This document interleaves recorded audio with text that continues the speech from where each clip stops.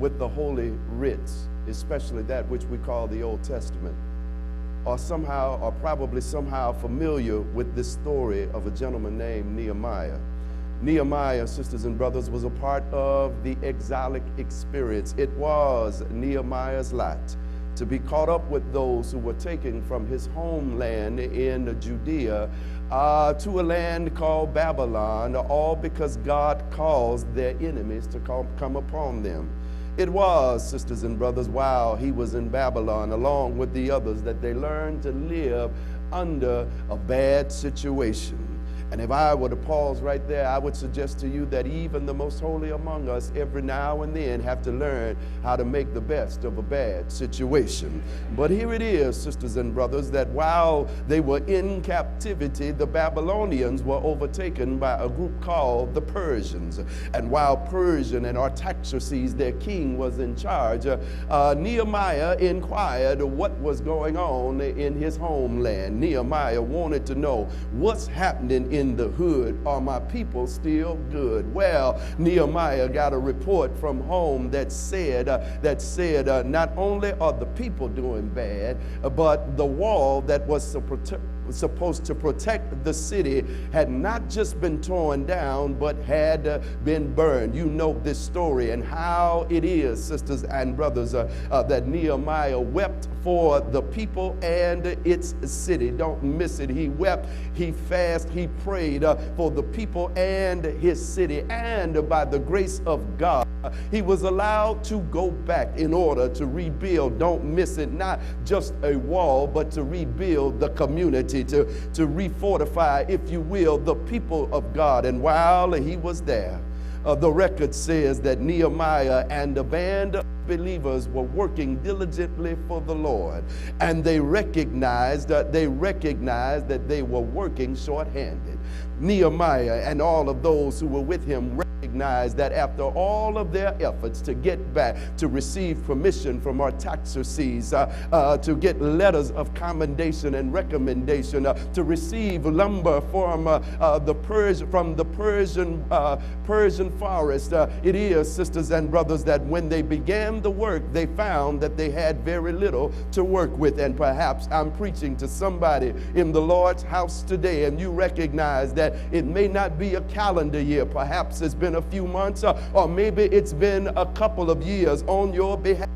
And you've been giving it all you've got, and you recognize that you're not where you were, but you surely have not reached your goal yet. You're not where you're going, and you recognize that what you're working with now is not what you expected it to be. Am I on anybody's street who's willing to testify that at this point you don't have very much to work with? Perhaps it is you are like Nehemiah and his friends, and you will see that in the first instance they have very little public support and respect, very little public support and very little public respect. Check it. While they are working, those who would have, could have, should have helped them are the ones, but very ones who are trying to discourage them. For the record says that the army and Tobias and Sanballat have found themselves propped up on the wall, if you will, criticizing Nehemiah and those who are trying to rebuild. Perhaps it is that you recognize that you are like them and your resources are few. Did you read what the record said? The very stones that they had to work with had all been broken up and burned. So not only do they have little support, but the people of God don't have much resources, if you will, to try to rebuild the wall. And if that were not enough, you know how this thing goes. When you have people working against you and you recognize that what you have is not exactly what you thought you needed, then you have very little hope to work with. Now, this is a jacked up situation. I don't care how you look at it. This is a messed up situation. For here it is. They are trying to do valiant work for the Lord, and they have little support little resources and little hope. And maybe I'm on somebody's street right now, and you made up in your mind based upon last week's sermon that you are going to finish strong. But when you went through this week, you looked at what you were working with, and the very people who should be on your side are the very people who are apathetic towards you and your cause. They sit back, they cross their legs, they fold their arms, you pour your heart out to them, and they look at you like you're not even talking. I know I'm in your Kool-Aid right now. And so it is, sisters and brothers, that when you looked at what you were working with, the money you thought you had to spend that to get through the last trauma and the last drama. The people, not only is it about people, but your finances are running short.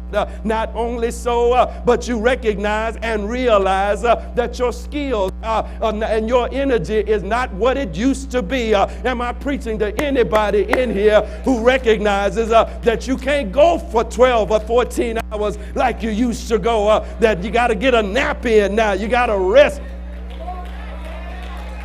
Am I preaching to anybody in here that recognizes where it is? You used to stand toe-to-toe with the devil, and if it took all day long, you would pray and fast all day long. But now you get tired while you're on the way. You don't have what you used to. Am I preaching to anybody? Don't have what you used to have. And so it is, by the time you reach Friday or Saturday, you begin to wonder, is this really worth it? Can I make it? Is the Lord really on my side? Well, God sent me here with good news today. God said you can, not just you can, but you will make it. But you have to learn how to use what you have left. Somebody say, use what you have left. Check it, sisters and brothers. When you look around, you will recognize and realize that there is very real opposition to you finishing strong in your life. I know that you've heard our elders say over and over again, I'm going to hold out to see what the end will be. But what they did not teach us is between the determination and the revelation, it gets hard sometimes. Okay, y'all sitting there looking cute, huh? Between the time you decide I'm going to see what the Lord can do and the time you see or experience what the Lord can do, sometimes it feels like all hell will break loose in your life. It's as if the devil is listening to your prayers just like the Lord is listening to your prayers. And when you decide that you're going to stand strong, that's when all kinds of opposition comes your way. Check it. It is not necessarily about violent opposition, but sometimes, sisters and brothers, you will recognize that the devil's attack or those who work for him will come at you by trying to depreciate you and that for which you stand. In other words, it's about discouraging and frustrating you by devaluing and making you think that your life is not worth living after all. That's all right, sit there. I'm coming down your street in a minute. It's about telling you that you're wasting your time. It's about telling you that you ought to kick him or her to the curb. It's about telling you that there's no way you can make it. I'm not making this up. Check what the record said. Nehemiah and his boys are out there with busted up, burnt up stones, but they're trying to make the best of what they have, trying to put it all together. And is Tobias and Sanballat standing back saying, what are these feeble Jews trying to do? Will they offer sacrifices? In other words, do they really think their God is going to help them in this situation? Check it. Not only do they call God out, but look at what they say. Tobias has the audacity to say, even if they get the wall up, a fox is going to come up and knock the wall down. Do you get it, sisters and brothers? The word is that even if you get there, you won't be able to keep what God gives you. But the devil is a lie. Did you hear me? The devil is a lie. If God takes you there, then God is going to make sure you can stay. Does anybody believe that today? If God takes you there, God is going to make sure you can. Come on and walk with me. Come on and walk with me, because it is, sisters and brothers, yeah, it is the devaluing of your humanity. It is making you think that your life is not worth it after all. That is the most damaging in our psyche as we make up our minds to finish strong. Check it, sisters and brothers. Here is some of what the devil tries to do even in this day that you may not have paid attention to. On the first instance, you recognized that those who would have been considered political clowns are now either holding political office or they are serious contenders for political office. Then that tells you and that tells me that we will do and say whatever we want because you don't matter. The devil is a lie. Check it, sisters and brothers. Have you noticed that those who will murder God's people on the street, those who will beat them to a pulp on the street, when it comes time to go to the grand jury, they are acquitted and they walk away unrepentant. Yeah, that suggests to you that your body, your life is not worth living if you are caught at the wrong place at the wrong time. Have you recognized that people's bodies and lives are commodified and merchandised to the place that everybody is profiting off of us but us? Have you recognized, sisters and brothers, that even in this day, those with energy and those with consciousness and those with rage and those who have a made up mind still have to hold up signs and wear t-shirts to let this world know that Black lives matter, that brown lives matter, that red lives matter, that yellow lives matter, that white lives matter. Even in 2015, have you recognized and realized that even in this day, we are still bowing at the altar of the NRA, and we would rather see mass shootings than reform gun laws in this country? But I came to tell somebody today that even though they're trying to play with your mind, he that is in you is greater than he that is in. Look at it again. Look at it again, and what you will recognize is that while they are rebuilding, the work is incomplete. I'll say that for you again. Their mind is made up. They are working to the best of their ability, but the work is incomplete. And it's not about the wall. It's about the fact that they still have to report to the Persian government. And so in a real sense, I think I could hear somebody saying, at least it's better. But I need to tell somebody today that better is not what God has planned for you or your life. You didn't hear me. God never told you, I'm gonna make it better. No, you're not listening to me. God never promised you better. God promised you he will make it right. And can I tell you that better is not necessarily right? So don't fall for the devil's plan, the devil's words to you to tell you, well, at least it's better now. Don't you know, baby, if you have the flu, you can feel better but still be sick? Don't you know if she stopped cussing you out 5 days a week and just cuss you out 3 days a week, it's better, but it ain't right?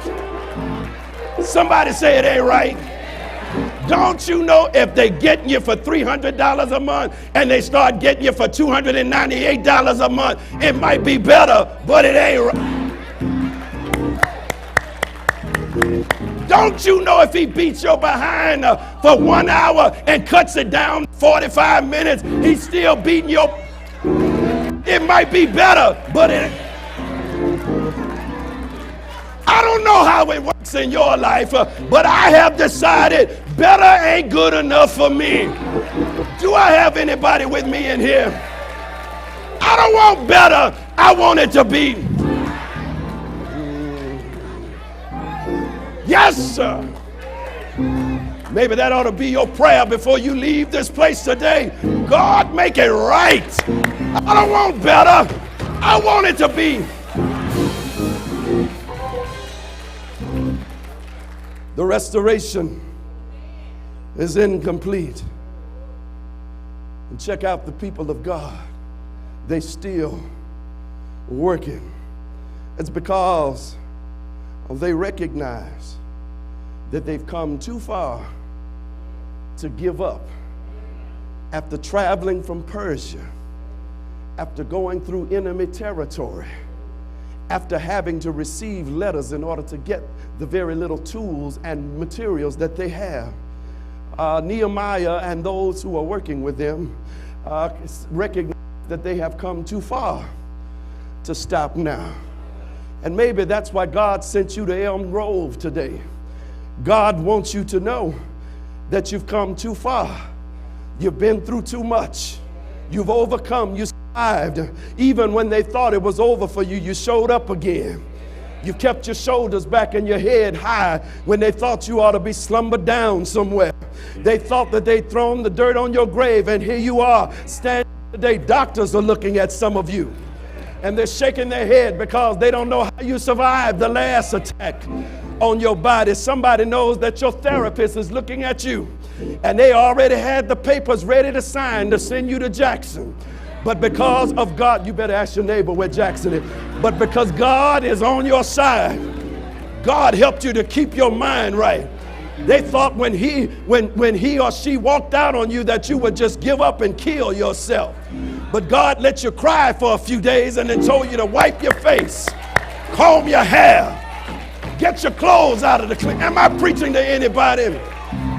I just want you to know you've come too far to quit now.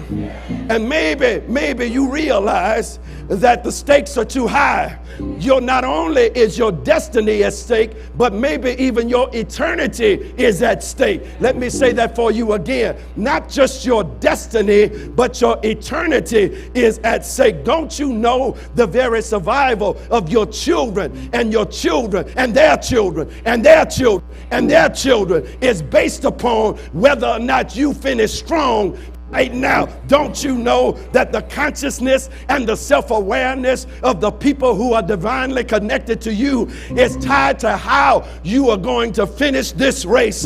Don't you know that the future is in your hands right now? God is controlling, but if you give up, you will never make it to see what the Lord has planned for you. Somebody shout, don't give up now. Well, I've got to leave you alone. But maybe I've convinced you by now. Or maybe I have you almost convinced to use what you have left.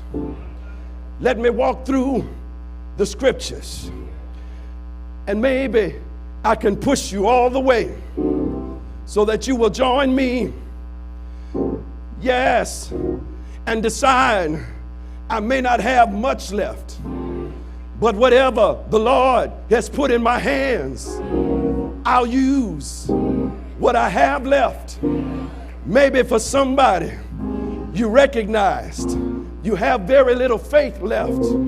But can I tell you, Jesus said just a little faith is all you need. Jesus said, if you got faith the size of a mustard seed, you can cause God to do great things. You missed that one.